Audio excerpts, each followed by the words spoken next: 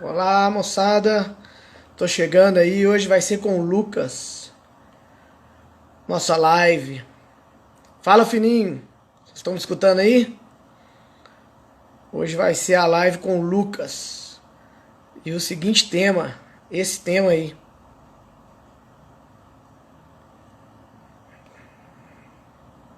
Fala, moçada. Vão chegando aí.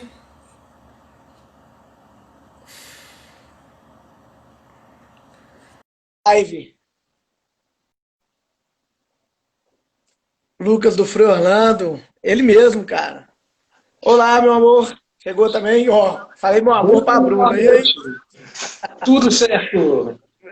Você entrou na hora que eu tava falando assim, olá, meu amor, mas era pra minha esposa que chegou aqui, entendeu? Rapaz, aí, tá vendo? Ah, Um ela tá abraço para esperando, Bruna tá esperando, ela Menezes. tá Um esperando. abraço para Bruna Menezes. Ô, Lucas, como você sabe, antes da gente fazer as apresentações formais, né? Eu coloco uma música aqui, né, cara? E eu separei uma música hoje, não sei se você vai lembrar. Vamos ver se você lembra aí. Vamos ver se você lembra. Tem a ver com o tema. Tá Ó, meio baixo. Aumenta o tá volume. baixo? Tá baixo. Ah, tá no máximo aqui o volume. Deixa eu ver. Deixa eu ver aqui. Mas na hora que começar, vai melhorar. Vamos ver.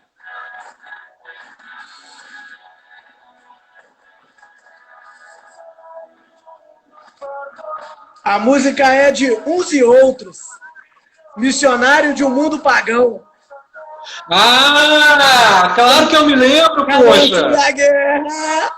E aí, Essa aí. eu até separei um texto aqui, um pedacinho da música, que ela fala assim: missionários e missões suicidas. Crianças Sim, matando crianças inimigas. forte. Generais de todas as nações, fardas bonitas e condecorações, documentando na nossa história o seu rastro sujo de sangue e glória.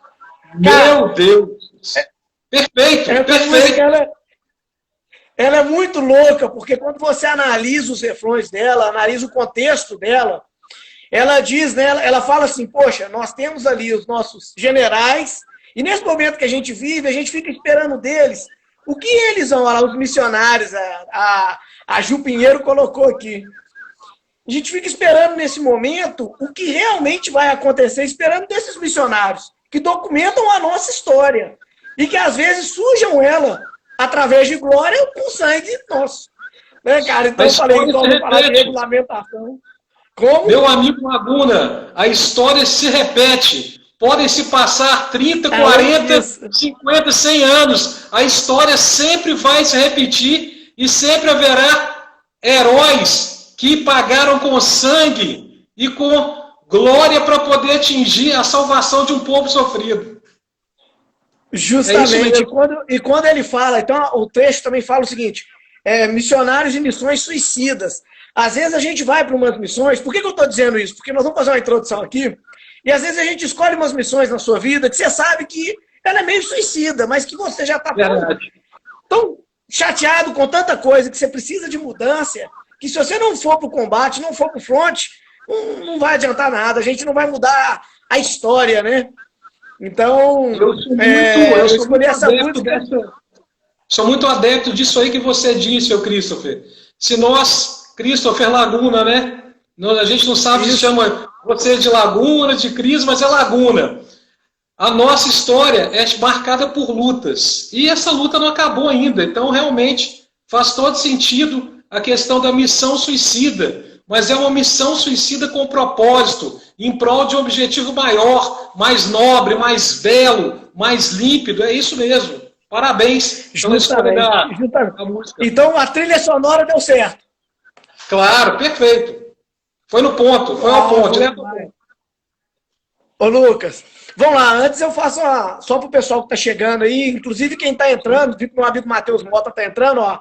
Clica no aviãozinho aí, convida a turma e para a nossa live de hoje. Mas enfim, eu faço uma pequena apresentação. Então, eu sou, para quem está entrando aí agora, eu sou o Laguna. Sou pré-candidato a vereador pelo Partido Novo, sou empreendedor em Belo Horizonte há 20 anos e vivo assim a cidade na intensidade. E antes de eu passar a palavra para o meu amigo Lucas, eu quero falar o seguinte, que essa semana está rodando aí na internet uma fake news, ô Lucas, dizendo que o Partido Novo é um partido de esquerda. Não, nós somos liberais. Nós trabalhamos princípios e missões. Nós trabalhamos o diálogo. Nós temos pauta. Nós não votamos em Salvador da Pátria. Nós temos pauta. A gente vota em pauta. A gente vota a favor do cidadão, a favor do Brasil. Então, na hora que alguém comentar que esses caras são de esquerda, não somos de esquerda, não somos de extrema-direita, somos liberais, pregamos que o indivíduo é o agente da transformação e pregamos que propósito e missão com diálogo numa democracia e num Estado democrático de direito. Acabou, com as instituições fortes. É isso que a gente prega. Eu tinha que falar isso, que é até um desabafo, Lucas. Você desculpa eu começar com esse desabafo, porque o povo fica comentando, e às vezes isso vai irritando a gente, porque, pô, os caras não estão lá dentro, os caras não estão vivenciando, os caras não estão vendo o trabalho, né? De todas as pautas positivas do governo Bolsonaro, o Novo foi um dos que mais apoiou. Nós apoiamos, sim, pautas boas. Pautas ruins não vamos apoiar. Inclusive, claro, essa da fake news, que estão querendo pôr uma mordaça na nossa boca, nós somos contra. Deixa quem quiser falar que fale, que a gente prove o contrário como cidadão. E você, consumidor, consome o que você quer. Se você quiser ler um jornal ruim, vai lá ler ele. É muito simples. Faz parte. E agora, Lucas, a palavra é com você, cara. É com você. Você é a estrela da noite. Você desculpa meu desabafo, mas eu tinha que dar o início à nossa fala falando um pouco disso aí. Ok, Laguna. Em primeiro lugar, gostaria de cumprimentar todas aquelas pessoas que nos acompanham aqui na live. Tem vários amigos meus que estão para poder chegar aí, né, chegando do trabalho também. E, em primeiro lugar, também te agradecer pela oportunidade para que possamos contribuir justamente nessa troca de experiências, nessa troca de informações, que é muito saudável. Muito obrigado. Você é meu amigo há mais de 30 anos, não é? Somos amigos desde a época de colégio, as nossas famílias são amigas umas das outras. Isso me dá um enorme prazer em estar aqui essa noite. Para quem não me conhece, meu nome é Lucas Alencar da Cruz, tenho 44 anos, sou advogado e também sou consultor em gestão de políticas públicas governamentais há 20 anos, com uma ampla experiência no Poder Legislativo, Poder Executivo, sou professor também na área de administração pública, né, em faculdades, em cursos preparatórios para concursos também nós já atuamos, e estamos aqui hoje para poder servir, contribuir e debater justamente um tema muito importante, que é o futuro da nossa querida Belo Horizonte, em face do novo normal. Como que as coisas vão ficar, não é mesmo, Laguna? Será que elas vão mudar para melhor, para pior? Como é que vai ser? Nós vamos sofrer? Nós vamos conseguir vencer? Nós vamos entrar numa missão suicida em valores nobres para poder as empresas, a sociedade crescer como um todo? Eu creio que sim. E o Novo faz parte disso. E pessoas como você, que são realmente empreendedoras nesse mundo não apenas virtual, mas principalmente no sentido de querer mudar, de querer contribuir de acordo com as nossas possibilidades. Estamos aqui para poder realmente iniciarmos com o pé direito, e fake news está lá do outro lado. Quem é esquerda, quem é direita, isso não se discute e não se mistura, e sim através de ideias salutares, fundamentadas naquilo que a gente acredita e que está no nosso coração e no nosso propósito. É isso aí, Lucas. Beleza. E aí, então, para a gente começar a pegar fogo nessa live aqui, né? Eu estou vendo aqui que meu pai entrou, minha mãe também, o Cristiano, lá do João da Carne, está aí também curtindo a gente. Vou começar o seguinte, já para a gente ser um pouco polêmico, na história das máscaras em Belo Horizonte. Como você vê a prefeitura fazer a exigência dos usos das máscaras na rua, se isso é constitucional e se o prefeito pode cobrar para a gente usar máscara na rua? Como é que você vê isso aí? Então, Laguna, essa é uma questão muito séria que nós estamos vivendo, né? Eu até estava comentando em outra oportunidade com você, que nós temos que levar em consideração alguns pontos para poder esclarecermos essa situação. Em primeiro lugar, nós sabemos que lá no artigo 5º da Constituição, inciso 2 e também inciso 39, nós temos que lá está escrito que nós, enquanto cidadãos, não estamos obrigados a fazer alguma coisa ou deixarmos de fazer, senão em virtude de lei. Isso está inscrito com todas as letras lá. Ou seja, o que o prefeito Calil tentou fazer foi justamente criar um decreto onde ele ficou fazendo as vezes do poder legislativo. Ele não é o poder legislativo, né? Então, ao meu ver, há um equívoco por parte do Executivo Municipal, com todo respeito, né? Você sabe que as minhas colocações elas são extremamente técnicas, políticas, quando tem que ser, mas nesse momento estou sendo técnico, né? Então, o decreto executivo não pode, por meio autônomo, criar a obrigação de fazer.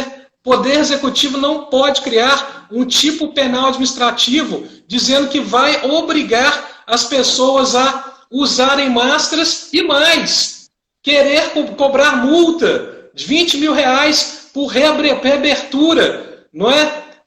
Não autorizado nos termos do poder Executivo, e cobrar 80 reais de cidadão. Onde que está escrito isso? Decretos autônomos não têm o condão de fazer isso. E mais, a situação atual é a seguinte: recentemente o Ministério Público, ele abriu um inquérito contra o prefeito Calil, isso está noticiado, não estou aqui denunciando nada, já está escrito e posto na mídia, que o Ministério Público abriu um inquérito, Laguna, para poder o quê? Apurar suposto ato de improbidade em relação a esse decreto consistente na obrigatoriedade de se usar máscara e de se impor um tipo penal que não existe e nem é da competência. Então o Ministério Público fez o quê?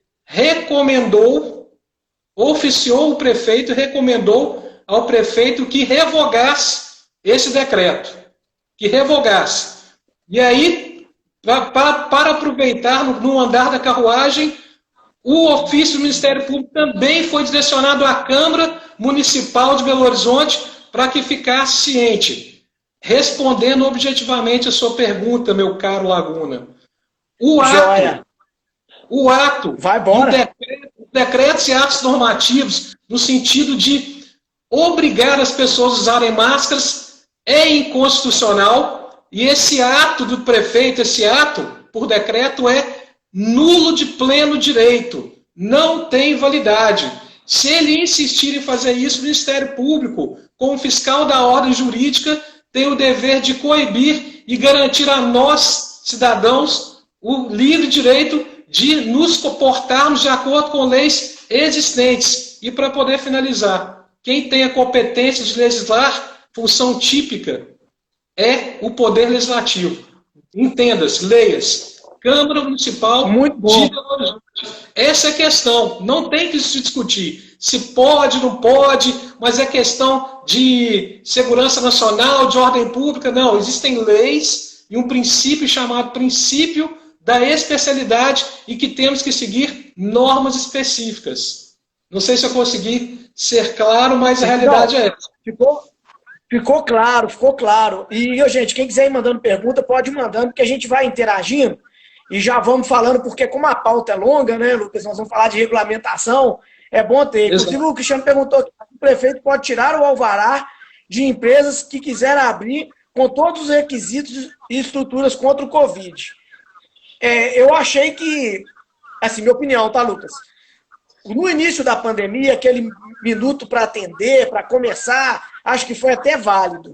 Mas depois que foi andando, a gente deixar bloqueado o comércio de tal forma que estamos numa crise, vamos criar uma outra muito forte lá na frente, é muito complexo, né?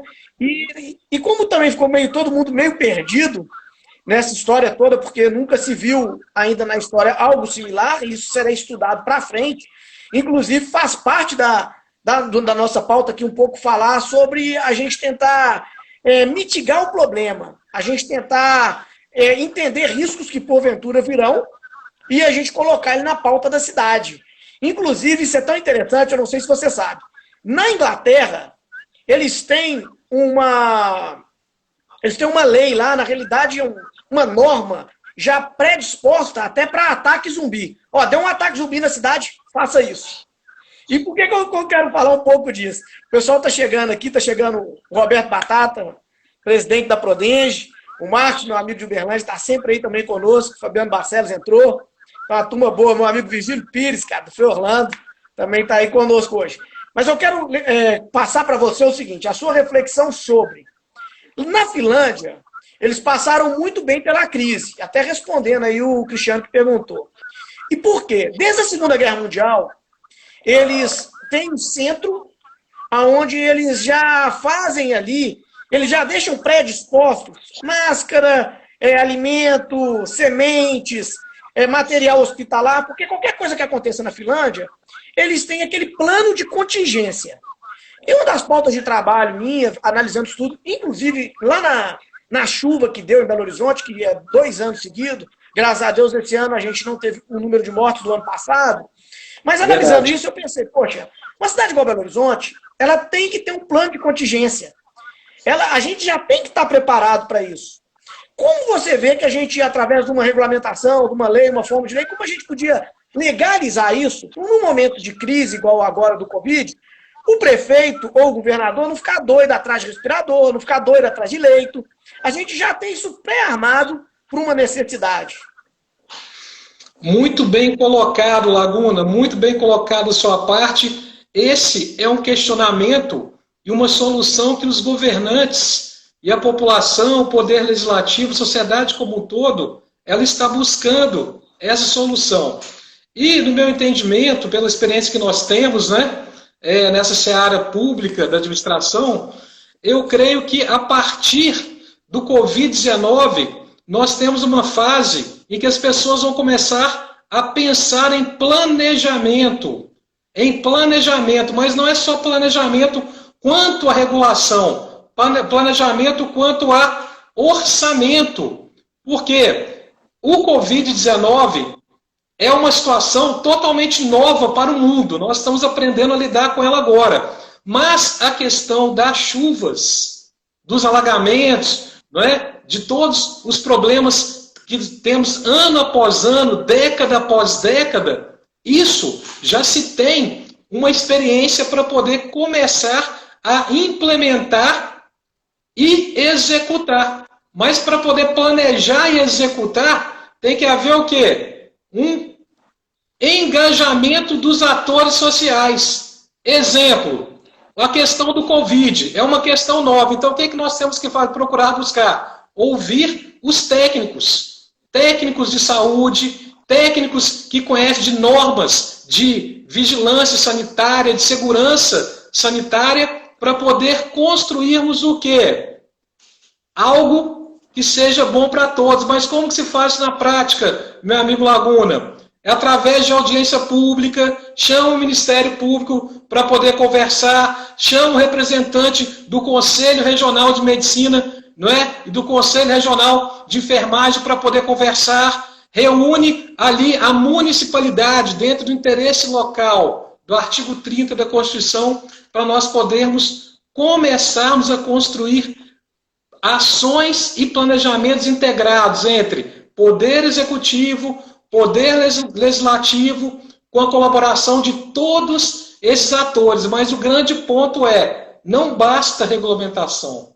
Tem que o quê? Se planejar adequadamente o plano plurianual de metas, não é? Que é de médio a longo prazo, a lei de diretrizes orçamentárias em decorrência e em proporção com os orçamentos do Estado e da União para poder direcionar especificamente, enfim, conjunto de ações integradas para não apenas regulamentar, mas para poder planejar na forma orçamentária e também criar uma rede de fiscalização. Porque depois do Covid, uma rede de fiscalização na área de saúde vai ser muito importante, Laguna. Sim. É interessante toda a colocação. Até o Marcos ele falou assim: não pode durar 7 anos, não pode durar o tanto que a gripe espanhola durou. Assim, a gripe espanhola durou uns 7 anos para resolver ela de vez, né? Mas hoje a gente tem mais tecnologia. Hoje a gente tem mais um estudo mais rápido, né? Verdade. E a ciência hoje ela anda, a informação também anda mais rápido, né? E sim, quando você disse essa parte de regulamentação, eu até peguei que você colocou para mim já há uma semana, quando a gente veio conversando, você disse para mim assim, no contexto atual, que as coisas têm validade de poucos dias, ou seja, nós estamos vivendo um momento que o que fala hoje, amanhã já não vale mais nada, a gente muda a norma de novo. E aí você fala, será bem provável que tanto no mundo dos negócios e da administração pública, pós-Covid, as mudanças continuem sendo rápidas. Em vez de um planejamento anuais, a revisão será trimestral. Faremos planejamentos trimestrais e revisões diárias. Isso é importante o seguinte, porque dentro de uma empresa, a gente vê que a situação não está indo bem, rapidamente a gente muda. Ou a gente tenta mudar. A gente tenta ajustar, eu chamo muito de ajustar o leme. No setor público, a gente tem os planos plurianual, a gente tem a LOA, os orçamentos ali que eles são engessados para aquele ano. Então, por exemplo, vamos pegar o governo do Estado. O governo do Estado assume um orçamento planejado no ano anterior, que já determina ali 4 anos para ele, né? E depois, nos próximos 2, 3 anos, haverá um outro orçamento. Eu concordo com essa frase sua. Como que você acha que isso vai acontecer dentro da estrutura do Estado, dentro da estrutura da Prefeitura? Como você acha que isso pode acontecer mais rápido? Se a gente tem uma LOA anual, a gente passar até ela trimestral. E é bom porque o nosso prefeito Rodrigo Paiva acabou de entrar aqui na live, então eu já estou até provocando ele, que ele é um cara do bem, ele vai sair pelo novo. E aí, como é que você vê isso, Lucas? Como é que você vê como que a Prefeitura pode agir rápido nesse planejamento junto com a Câmara dos Vereadores? Porque a gente não pode esperar um ano, sendo que as coisas estão acontecendo para ontem. Como é que você vê isso aí?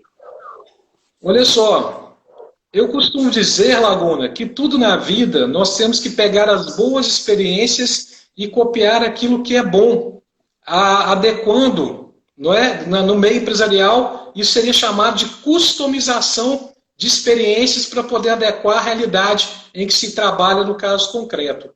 Nesse caso, eu vou pegar uma experiência do nosso próprio governo de Minas. Nosso próprio governo de Minas, no dia 15 de março de 2020, ele emitiu um decreto, não sei se é do seu conhecimento, mas existe o decreto 47886, de 15 de março de 2020. O que esse decreto fez? Ele instituiu um comitê gestor de medidas preventivas de plano de contingenciamento. Nós sabemos que o governo de Minas saiu na frente, se comparado com os demais estados da Federação Brasileira. E a instituição, não somente formal desse comitê, mas de toda uma equipe e de um arcabouço técnico na prática para poder planejar as ações, está dando resultado. Ou seja, o que eu estou querendo dizer? Na minha visão, no meu entendimento, a Prefeitura de Belo Horizonte deveria criar um comitê, instituir um comitê gestor de plano de contingenciamento de medidas preventivas, mapeando especificamente cada área, cada setor, cada necessidade. Nós sabemos que temos shopping center, sabemos que temos comércio, que temos igreja, espaços coletivos de convivência como estádios, eventos como jogos, shows, teatro. Então, tudo isso pode ser trabalhado de forma planejada, específica, a longo prazo. Não temos que esperar chegar um novo pico, uma nova tragédia de pandemia, ou uma nova enchente que arrebente a cidade, para planejarmos essas ações antecipadamente. Existe, sim, possibilidade, é questão que eu chamo de concentrar um ponto de esforço. Concentrar um ponto de esforço para que nós possamos conseguir resultados. Sabe? E aí, na minha opinião, Laguna, falta bastante vontade, iniciativa por parte dos poderes constituídos. Por que o Poder Legislativo não conversa e dialoga mais com o Poder Executivo? Por que esses poderes não fazem parcerias público-privadas? Temos leis federais, temos terceiro setor tantas opções e ferramentas à nossa disposição, então nós temos que começar a pensar fora da caixa dentro da administração pública. No âmbito da administração pública municipal, nós temos que começar a pensar com inovação, com tecnologia, com startups, com tudo aquilo que nós podemos beneficiar a nossa população mineira e belo-horizontina, que é tão sofrida, né? Ô Lucas, o Carlos Magno, o Ademir, tá falando que a live tá legal, obrigado pela live. E bom, né, estar com vocês aí, com o Lucas aqui. Também tá entrando mais amigos nossos aqui, o Saulo, a turma entrando. O Marcos fez uma questão seguinte, ele falou assim, toda vez que fala, ele perguntou aqui para mim, toda vez que fala em regulamentação, ele fica com o pé atrás. Eu também fico com o pé atrás. Eu acho que é o seguinte, o poder tem que estar na mão do cidadão e não do Estado.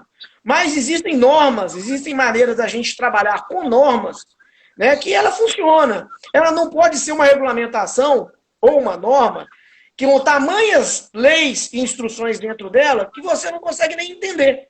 A gente vive numa cidade igual Belo Horizonte que tinha 10 mil leis, pô. 10 mil leis, eu, você, todo mundo é contraventor. Você não sabe nem de lei, nem de norma nenhuma. Então, às vezes a gente trabalhar porque a lei, ela vem de uma cultura da moral que se torna ética e se torna lei. Beleza? O caminho da lei é esse. Mas a ética em si, a nossa vida cultural, a vida das cidades, ela já tem certas normas que talvez não precisam estar regulamentadas. Então, a gente, assim, eu como o meu pensamento é muito focado no liberalismo, eu acho que a maneira mais fácil da gente atender todos os cidadãos é numa democracia, óbvio, com o pensamento liberal que é o meu. Tem uns que pensam diferente. Mas eu penso que não tem como a gente fugir do Estado. O Estado, ele tem que ter ali para a gente ter as normas, né, as coisas acontecerem. E eu penso que essas normas, elas não precisam ser as regulamentações que a gente tem hoje. Eu não preciso, para abrir meu comércio, Lucas, igual em Belo Horizonte, se eu quiser ter um toldo, tem um toldo para barbearia, um toldo para bar, um toldo para boteco. Ó, sacanagem, toldo é toldo. Aí o cara coloca metragem, exata, pra quê? Aí vai o corpo de bombeiro lá e te multa. Aí multa de novo, aí não te dá o alvará. Aí o cara que vai a primeira vez, não é o que vai a segunda. Aí muda a história toda. É bom o Paiva estar aqui, escutando isso aqui. Né? Até, ó, tá chegando minha amiga Isabela aí. Ela também estudou com a gente lá no Orlando. Mas aí o que eu vejo essa regulamentação, ela não pode atrapalhar a liberdade econômica. Ela não pode atrapalhar o ir e vir. Ela não pode atrapalhar de tal forma que você começa a não querer investir na cidade. Investir o seu dinheiro. Né? Querer operar ali em conjunto com os poderes. Então, respondendo, Marcos, eu penso dessa forma. Eu não sei você, Lucas. Eu acho que eu penso dessa forma. Não, é exatamente assim mesmo. Olha só, como eu te disse, seguindo dentro do pensamento da linha de raciocínio do que eu expliquei anteriormente, experiências boas nós temos que levá-las adiante. O governo de Minas Gerais, alguns anos atrás, o que ele fez? Ele começou a desburocratizar procedimentos para abertura de novas empresas. Ok, só que isso ficou lá atrás. Pegando exemplos atuais hoje, a Prefeitura de Vitória, hoje lá no Espírito Santo, né, que é o estado que eu também tenho atuação, nós sabemos que lá a Prefeitura começou o quê? Ela começou a desburocratizar todos os entraves que atrapalhavam o empreendedorismo. E além disso, o que ela começou a fazer? A fomentar através de cursos de capacitação, através de iniciativas que pudessem fortalecer com parcerias junto à Findes, junto ao Sebrae, criou toda uma rede e uma estrutura, um ambiente propício ao desenvolvimento. O que eu estou querendo dizer com isso? É que temos que ter normas, sim, mas normas em excesso atrapalham o empresário, atrapalham o comerciante. Nós temos que pegar de uma forma inteligente, sábia, e pegar essas normas para uniformizá-las, para criar um contexto menor de normas, mas que sejam auto-aplicáveis e que estejam dentro de um contexto que não burocratize, mas sim facilite, flua, dê crédito, subsídio, apoio. É isso que nós precisamos, Cris. Concordo plenamente com você, Laguna. Concordo. E nós não temos que ter muitas leis, nós temos que ter boas leis e não muitas leis, e que seja de fácil acesso e entendimento ao cidadão comum. Justamente. E também, claro, com fiscalização. A fiscalização ela tem que existir, ela é importante. Né? O meu amigo aqui, o Carlos Sá, ele é líder do Desperta Já, um movimento voluntário nosso, que a gente prega muito a cidadania. E ele está falando aqui sobre o Código de Posturas de Belo Horizonte, que precisa ser enxuto. Ô, Lucas, eu peguei para ler o Código de Posturas, e antes da gente continuar a nossa pauta, mas é importante falar isso. Pô, tem norma para engraxate. E olha o absurdo da norma. A norma fala o seguinte: se você for pobre, você pode ter uma banca de engraxate, mas não diz o que é pobreza. Ou seja, se você for rico de acordo com a prefeitura, você já não pode ser engraxate. Então vamos supor que se a prefeitura me considera rico e eu quiser ter 10 bancas de engraxate, eu não posso. Porque lá fala que somente quem é pobre pode ter a banca de engraxate. E pior, se esse engraxate tiver uma outra banca, ele só pode ter mais uma, então ele pode ter duas. Se ele for ter a terceira, ele não pode. Ou seja, se a prefeitura considera ele pobre, quer manter ele na pobreza. E pior, gastou dinheiro nosso, gastou dinheiro com os nossos vereadores para regular isso. Poxa, é o tipo do serviço. Registra o cara na prefeitura e esquece o cara tá trabalhando, cara. Deixa o cara ganhar o dinheiro dele lá, cobra como MEI, como uma empresa individual, enfim, um valor irrisório para o cara crescer. Aí sim o cara querer ter 10 bancas de engraxate. Né, que é um serviço que nem tem mais na cidade. Eu acho que só tem ali na Praça 7, eu não vejo mais na cidade esse tipo de serviço. É isso mesmo. O Código de Postura está muito atrasado. Ele estava até sendo revisto, mas ele está muito atrasado. Né? Ô, Lucas, agora caindo aqui com uma pergunta, ela é um pouco provocativa, porque tem gente que é a favor, tem gente que é contra. Eu acho que dá insegurança jurídica, o que eu vou te perguntar é sobre, na pandemia, tinha uma turma que estava assim, não vamos colocar o nome de quem ficar inadimplente no SPC. Vai ser proibido. Eu, particularmente, sou contra essa lei. E sou contra porque isso dá insegurança jurídica. Demais. Está muito insegurança jurídica demais. Enorme. O que você acha dessa levantada de lebre que eles tentaram colocar no Brasil nesse momento? Meu amigo Laguna, eu tenho uma notícia fresquinha para poder trazer para a nossa live aqui, para poder enriquecer o nosso debate aqui. Talvez você não saiba, né? Eu já percebi que talvez você não deu tempo de você acompanhar, porque as notícias realmente andam muito rápido. O contexto é o seguinte, antes de eu adentrar no mérito da pergunta, eu vou fazer uma pequena explanação para poder contextualizar, para que nós possamos entender o que envolve, o que abrange essa questão atualmente. O que acontece? Houve um projeto de lei que saiu da Câmara dos Deputados e foi para o Senado. O número desse projeto de lei é o PL número 675 de 2020. O que esse PL diz? Ele pretende suspender por 90 dias a inscrição do nome do consumidor no SPC e no Serasa, registrado após dia 20 de março. Ou seja, esse projeto diz que todos que tiveram algum motivo que ensejasse que o nome dele fosse inscrito no Serviço de Proteção ao Crédito a partir do dia 20 de março, estaria se prevendo a proibição de se incluir o nome dessa pessoa. Resultado, esse projeto foi aprovado na Câmara, foi para o Senado, recebeu algumas modificações, que na verdade não foi modificado por questões formais, e esse projeto de lei está exatamente aonde agora, meu amigo Laguna, foi levado à sanção do presidente da República, Jair Bolsonaro. Está na mesa da presidência da República para sanção ou veto. Você sabia disso? Tenho certeza que a maioria das pessoas não sabia. A gente acompanha isso mais... Pois é. E aí o que acontece? Entendendo esse contexto, agora eu posso me posicionar se eu concordo ou não, se eu acho errado ou não. Primeiro, eu acho errado porque o primeiro objetivo de criar lei é o quê? Criar e fortalecer a segurança jurídica. Esse projeto de lei vai totalmente contra a segurança jurídica. Totalmente. Agora, um aspecto prático e formal.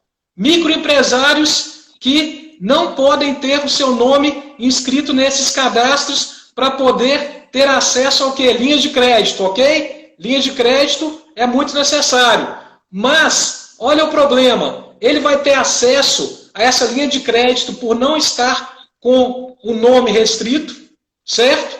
Só que aí os juros que vão ser oferecidos a ele, entende? São juros muito maiores. Então ele vai entrar no ciclo vicioso de endividamento. Inclusive, o deputado federal, que você bem conhece, do Partido Novo, como é que é o nome dele mesmo? O Clarinho, como é que é o nome dele mesmo? O Vinícius Point ou o Alex Fontaine? Não. Me fugiu o nome dele aqui. Não, Wandel. Como é que ele é do sul do país? Van Hatten. Van Hatten, isso. Deputado Van Hatten foi o primeiro a cair matando, justamente usando o mesmo argumento que eu estou usando aqui na live. Eu concordo com ele, acho um desserviço, um duplo desserviço à nossa nação. Primeiro, porque cria insegurança jurídica. E segundo, porque vai dar uma falsa sensação que vai ajudar o microempresário, aquele que precisa de crédito, mas vai afundá-lo no ciclo vicioso de dívida. Eu não concordo com isso. Isso é muito errado, sobre vários aspectos. Isso. Eu não tinha pensado no buraco que vai causar no microempreendedor, que Sim. faz todo sentido. Inclusive, ontem, para a microempresa, o governo federal liberou, né? Vai liberar até 30% do faturamento do ano anterior, como empréstimo, Sim. que já é uma baita ajuda para as empresas. Preste 5% ao ano. Mas eu vejo que a saída não é tirar o nome do cara do SPC. Não é. A gente pode fortalecer com o microcrédito, o governo está dando aí 3 parcelas para quem é autônomo, enfim, ajudar de alguma forma. Mas se colocar o nome do cara e o banco emprestar, o banco vai emprestar com a taxa lá em cima, claro. Porque o banco não perde a oportunidade de emprestar dinheiro com a taxa lá em cima.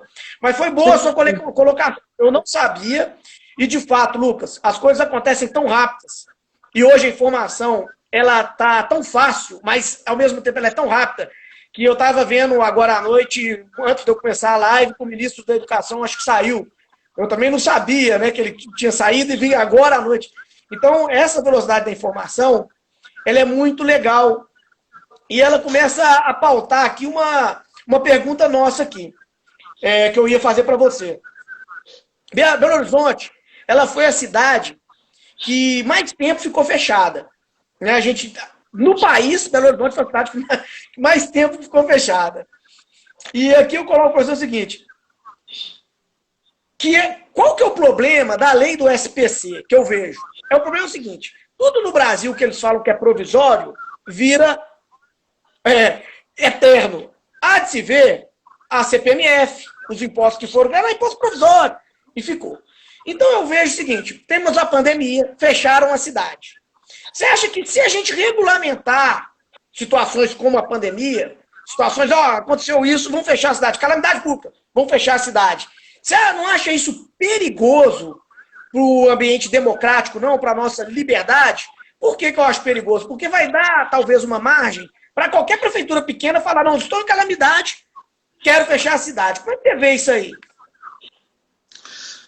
Essa questão é muito polêmica, muito provocativa, muito ponderada e atual. Parabéns. Porque essa questão é a maior discussão da atualidade, dos juristas, dos gestores públicos, da sociedade como um todo. Esse é o ponto-chave, que a partir do qual ou nós iremos afundar de vez, ou iremos entrar num ciclo virtuoso. Não é? Ciclo econômico virtuoso. Veja bem, Laguna, a tendência é que nós tenhamos leis mais duras mesmo. Por que leis mais duras? Porque medidas enérgicas são aquelas que são necessárias em tempos de crise. Então, só que, dentro do pressuposto que teremos leis mais fortes, essas leis não serão fortes e aplicadas em todo momento, mas elas serão fortemente aplicadas em determinados momentos. E aí que reside a importância da regulação e da previsão do tempo certo em que as medidas mais rígidas serão aplicadas. Isso não existe no caso do Covid, mas vai ter que ser criado. Por quê? vamos imaginar que daqui a 1 ano e meio, Deus nos livre e guarde, né? É só uma suposição, mas que nós não sabemos. Venha um outro vírus mutante mais letal do que o coronavírus aqui a 1 ano e meio. Aí nós temos que ter o quê? Um planejamento e uma regulação de casos semelhantes para termos o quê? Um referencial da aplicação da norma na sociedade. Então, a minha explicação e o meu fundamento é que não se haver o equilíbrio na elaboração dessas leis, da forma como eu expliquei anteriormente, ouvindo a sociedade da forma adequada, serão leis equilibradas e que haverá uma parte delas de aplicação rígida, pontual e momentânea, mas que não haverá o risco de se prolongar e de, por qualquer fato, como você colocou, qualquer fato de natureza, vamos dizer assim, frágil, possa se atentar contra o princípio da liberdade econômica, dos nossos direitos civis, da liberdade civil, dos nossos direitos e garantias fundamentais que estão lá no artigo 5º da Constituição. Então, na minha opinião, vai a tendência que haja uma legislação, uma regulação forte sim, mas se for algo equilibrado, não é algo que vai ameaçar a nossa democracia. Legal. E a gente continuando essa pergunta provocativa, a Isabela, também advogada, estudou comigo no Fernando, eu gosto muito dela, que desde que a gente era pequeno, a gente ficava brincando, a gente jogava totó, ficava na rua, sou muito amigo do irmão dela, da família, e ela fez uma colocação, o seguinte, ela falou, ó, mandou aqui para nós, você acha o seguinte, o prefeito não quer fechar a cidade, senão ele perde em arrecadação. E, então não é a ideia dele de fechar. E aí eu concordo nesse ponto com ela. O que eu discordo é sobre a margem que dá de qualquer município querer fechar a cidade por qualquer coisa. E como aqui no Brasil, infelizmente, nós temos um problema tributário enorme, que a arrecadação não fica aqui, a arrecadação vai para Brasília, aí o nosso governador bate na porta do presidente da República como um mendigo e pede para ele passar as verbas, aí o prefeito bate na porta do governador como um mendigo e pede para ele passar as verbas para a prefeitura. Eu penso que teríamos que funcionar o contrário à tributação. O que entra já fica no município, o que passa para o estado é do estado, e o que vai para o governo federal é o governo federal. Aí, pegando o que ela falou, qual é o medo dessa história? É um medo político. Ela é realmente, ao invés do prefeito analisar a vida da cidade, ele entrar em contextos políticos. Nós tivemos agora uma assinatura de uma carta que o Dória, junto com o Alcolumbre, fizeram contra o governo federal, contra o Bolsonaro. Aí vieram um grupo perguntando para mim, você não acha que o Zema devia assinar? O Zema devia assinar? A minha resposta foi a seguinte, você assinaria uma carta do Dória? Aí o cara que me perguntou, não. Eu falei, então, nem ele. Então, enfim, o que eu quero dizer é, isso pode tomar um aspecto político e sair da visão da cidade, da visão do cidadão.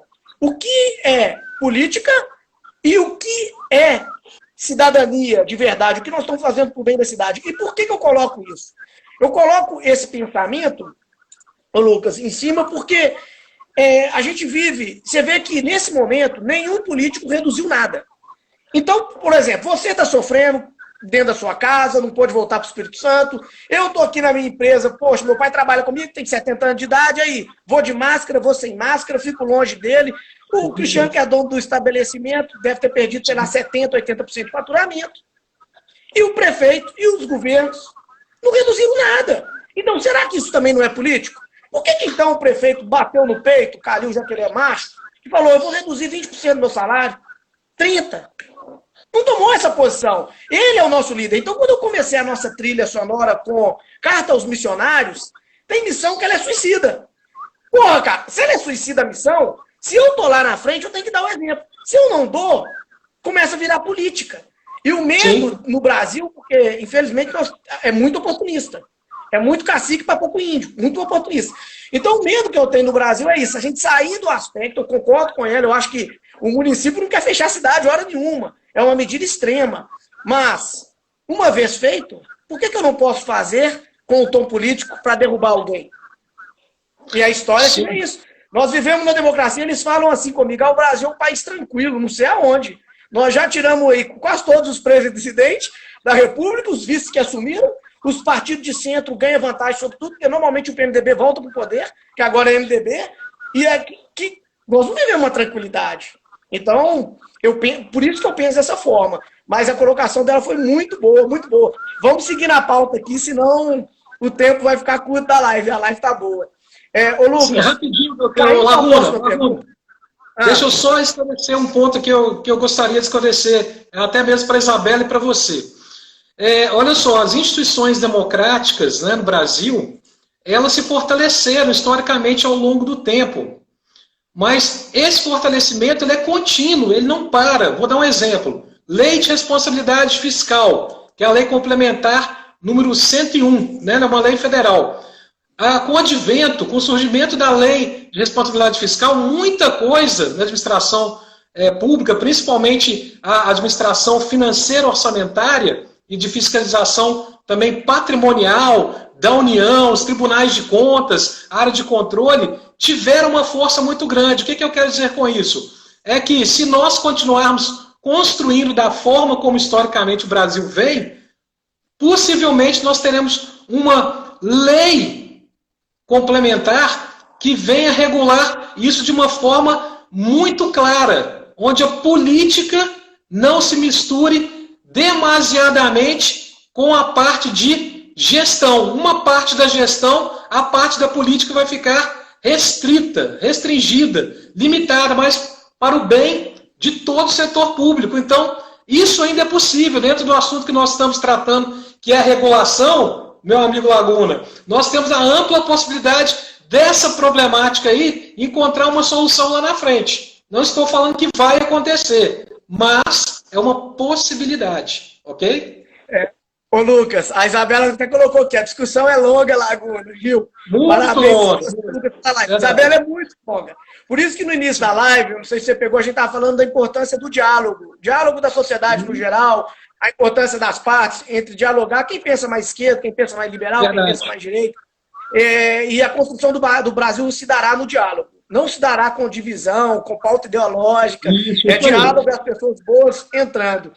E foi legal aí também que meu amigo, o Guilherme, lá de Juiz de Fora, está participando da live, mandou um abraço aqui, um abraço para ele também. Ô, Lucas, vamos partir agora para o seguinte. Bom, nós temos que acelerar o trabalho. Como que você vê que vai ficar, esse também é polêmica, como você vê que vai ficar a legislação trabalhista, cara? Por quê? Porque agora realmente teremos home office. Agora realmente temos um motoboy entregando coisa para toda a cidade. Então talvez vai existir uma corresponsabilidade. Por exemplo, se ele bater a moto dele com a comida, quem é responsável pela comida, quem é responsável pela moto é o iFood, é o dono do estabelecimento, não é o cara porque ele é autônomo. Então a legislação trabalhista, ela vai ter que dar uma olhada para isso. E, de um outro lado, temos um índice de desemprego enorme e que a pandemia aumentou ele e esses caras vão continuar na informalidade. Eu acho que o emprego no Brasil vai mudar. Uma tendência mundial é o empreendedorismo. Então eu acho que muita gente vai caminhar para o empreendedorismo, mas ainda não é uma ideia do brasileiro isso. A ideia do brasileiro ainda é, eu entro numa empresa, eu trabalho lá X anos, depois aposento.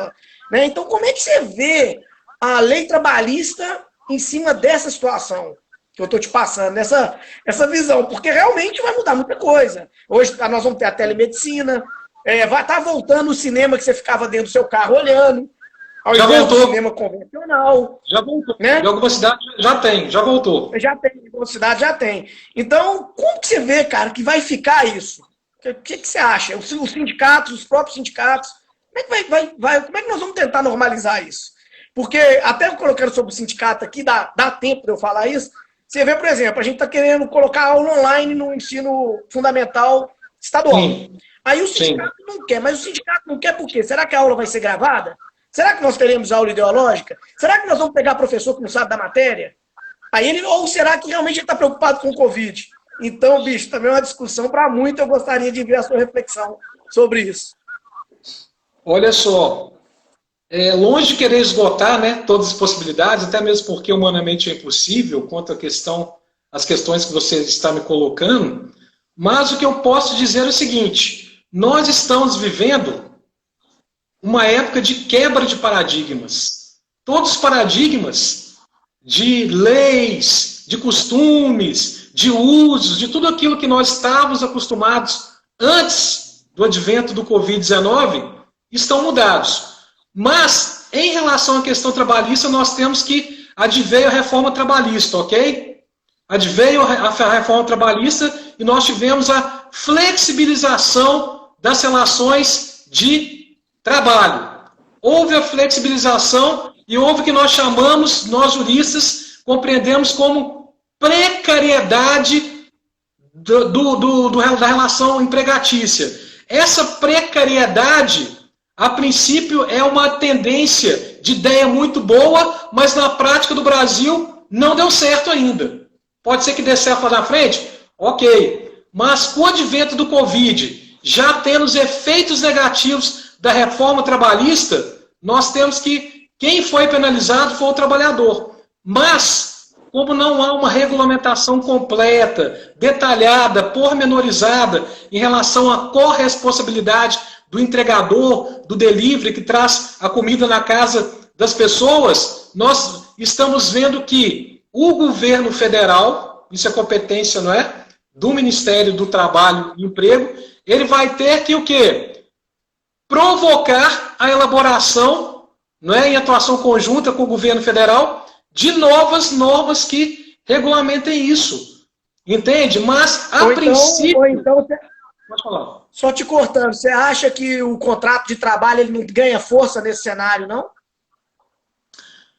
Laguna, eu tenho conversado com alguns amigos que inclusive são juízes, embargadores do trabalho e até ministros, né, do TST, e eles não vêm por esse lado, não. Mas nós temos algo positivo nisso. Nesse contraponto de tudo isso negativo que eu estou te falando, os próprios ministros do TST e de vários tribunais regionais de trabalho espalhados ao longo do Brasil têm entendido a reforma trabalhista de um modo a flexibilizar esse efeito negativo. Então, o que acontece? A tendência é que, enquanto não tenha uma norma positiva escrita em lei, os julgados, que são as decisões, né, e acórdãos dos tribunais, estão servindo de fonte do direito, aplicável nessa época. Então, só que existe uma lacuna, um vazio muito grande nessa questão ainda da telemedicina, do home office. O home office ele está parcialmente legalizado, ele está parcialmente regulamentado, ainda falta muita coisa. Telemedicina, o pessoal aproveitou a questão que o Conselho Federal de Medicina já estava tendente a querer apoiar e começou a ensaiar os próximos passos dentro da telemedicina.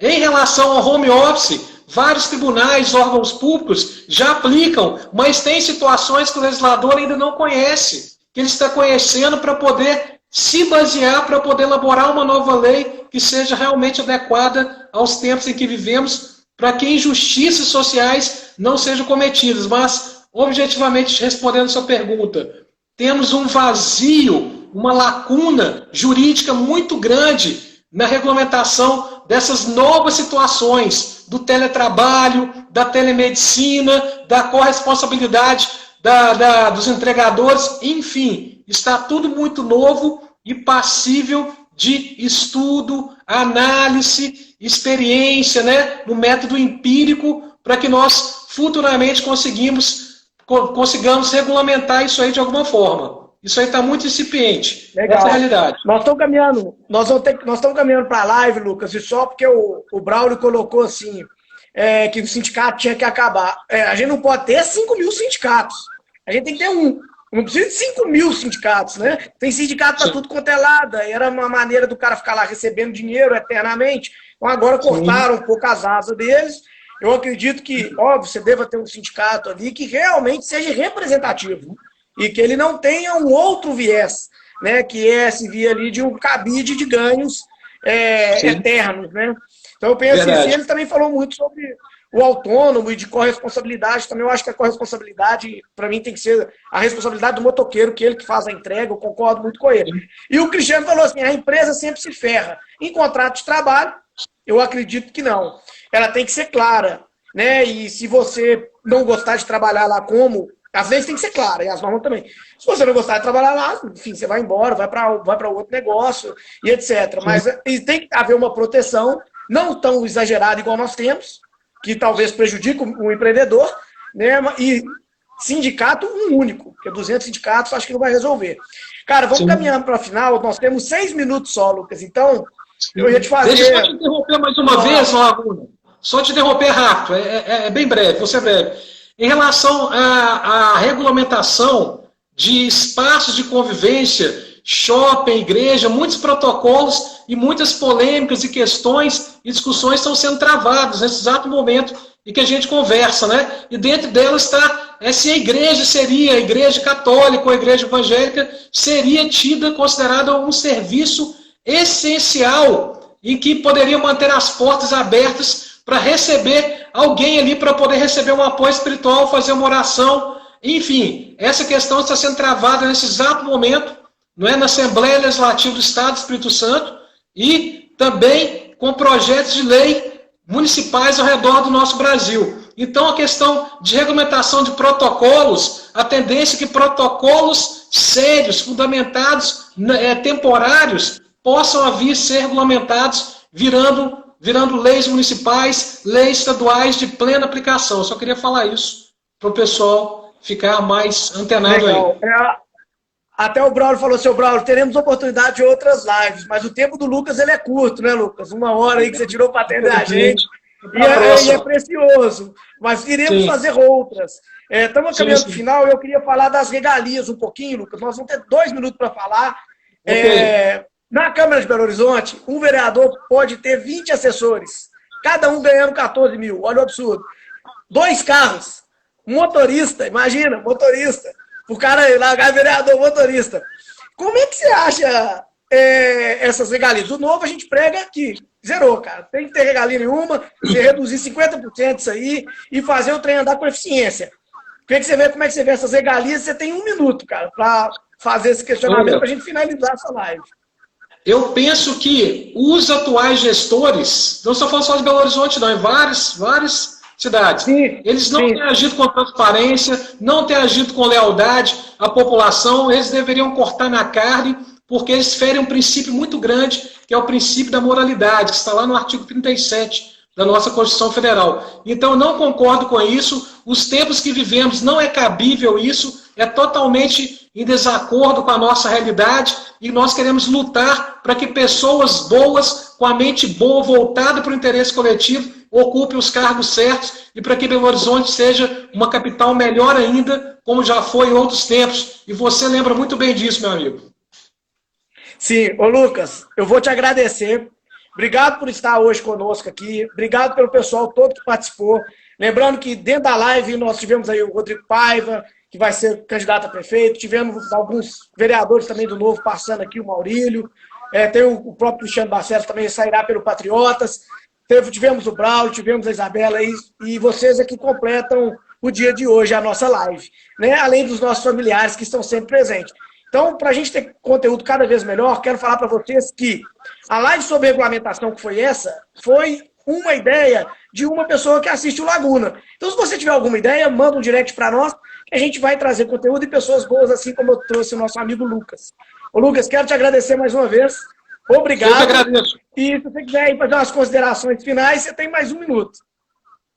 Laguna, muito obrigado pela oportunidade de compartilhar aqui os nossos pensamentos e ideias com você. Eu te desejo toda a felicidade do mundo. Tenho certeza que Deus já preparou um plano muito especial no contexto da nossa cidade para que possamos juntos contribuir para a construção de um mundo que eu tenho certeza que, por ser mais pacífico, será mais justo para as nossas gerações vindouras. Muito obrigado, meu amigo. Deus abençoe você e tudo de bom para você. Muito obrigado.